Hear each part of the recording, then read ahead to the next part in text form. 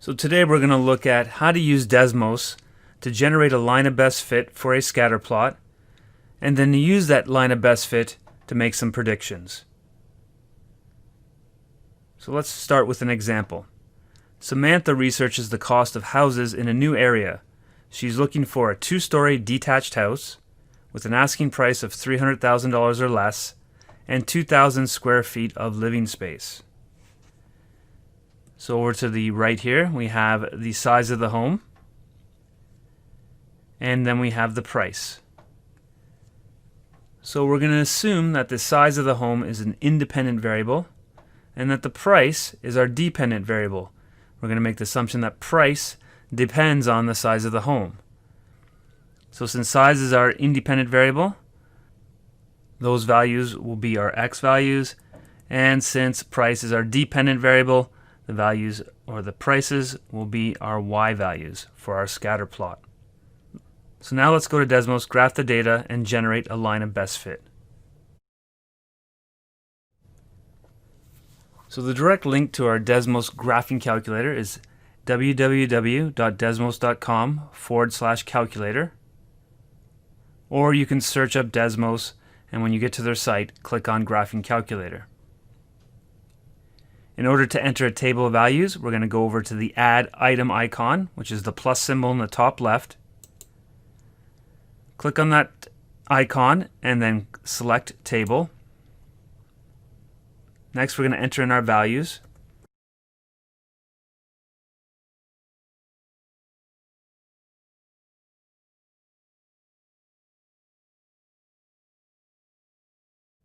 Once you're entered in your values, you notice you don't see your data points.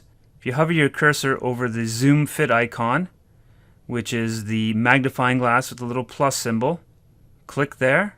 You notice now we can see all the points from our table of values. Next step is to go to our graph settings or click on the wrench in the top right. And in there we can add labels to our x and y axis. So recall that the independent variable, or the x values, are the size of the home, and the units are square feet, and then the y-axis is the price of the home.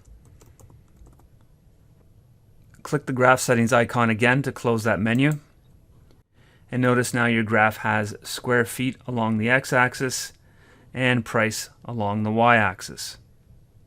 Now that we have our scatter plot, we need to add our line of best fit. So we can click on the next box in the Add Item section, and that should take us to item number 2. And to add a line of best fit, we're going to enter in the equation of a line. If you don't want to use a keyboard, we can use the keyboard built into Desmos. And when we open up the keypad, we can type in Y again. And to get the subscript, we click on the ABC. And then over here is subscript. Type in the number 1, so that's Y1. That's the Y values from our table of values. Then hit the right arrow to move over. And then we're going to need what's called the tilde, which is either the shift and the key right beside the number 1 on your keyboard, or on this keypad, it's right here. And then remember, it's MX plus B. So we can do A if we want, doesn't matter what values we use. So let's say we do AX, but then we need a subscript again because our table of values uses X1. So then we do an X subscript 1, hit the right arrow again, then hit plus B. And there is our line of best fit. So again, we have our Y1, which matches our Y values for the price of the home. A is like our slope of the line. X1 are the size of the homes, and then plus B is your y-intercept. So back on the worksheet, it asks you to describe any trends you see in the graph. We see that the points are going up and to the right. So as the size of the home increases, the price increases. So we say that this has a positive correlation. Question 2 says use the line of best fit to estimate how much a 1,750 square foot house might cost in Samantha's area. So remember, 1,750 is the size of the home. That is an x value. Go to the next item, so item 3, and type in x equals 1750. Notice it generates a vertical line at x equals 1750. If we click at the intersection of the line of best fit and the line 1750, and we hover our cursor over top of it, we see if x is equals 1750, then the price of the home predicted by this model is $285,575. So let's go back to our OneNote. Okay, so we've done all this. So describe the trend you see in the graph. We see we have a positive correlation, and we saw that as the size increases, so does the price. Okay.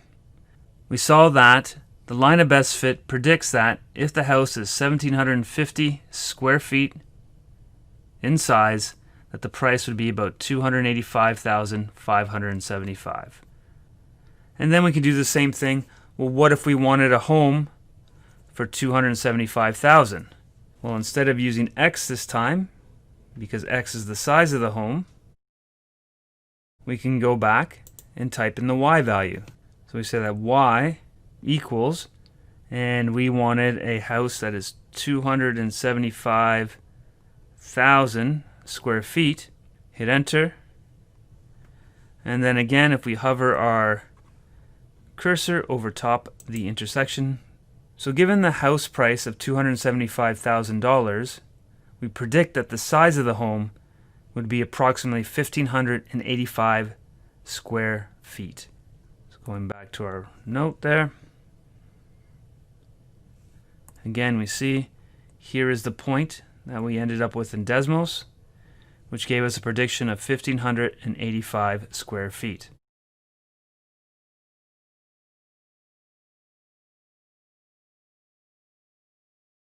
So next, Samantha notices a new for sale sign in a house in the area. So she sees that 2,300 square feet and 384,500. It does not match her criteria. However, she decides to add it to her collection anyways. So what you should do now is add this data point to your table value in Desmos, and then zoom fit to view the scatter plot with the new data point. So going back to Desmos, we can go up to the table and easily add another point. So 2,300, and then the price of 384,500. Now notice it automatically changes our line of best fit. So let's go back to our calculation at 1,750 square feet. So remember that was the X one, so we don't need the Y one anymore. So if X equals 1,750, if we click on that point of intersection again, notice how the price changes. So this time we get $291,908. So let's go back to our note and see the difference. So now when we do 1,750, we get $291,908 for our 1,750 square foot home. Let's go compare that. So 291, and last time when we made that prediction, notice it's 285. So adding that one extra home, we see already changes the value of our prediction. So I want you to try this again. I want you to complete the following. So what I've given here are pre-exam term marks and the exam marks for some students in a math course. Our term mark is going to be our X value. That's going to be independent value. And our Y, or our exam mark, is going to be our dependent value. Because I'm going to say that your exam mark depends how well you do in your term. So X is going to be our term mark. Y is going to be our exam mark. So that'll help with part A. Try the rest yourself. Once you finish that, you can see the answers to the practice questions are down here. And once you've done the practice question, please read about interpolation and extrapolation from a line of best fit. That's found on page 150 of your text. And then complete the following questions.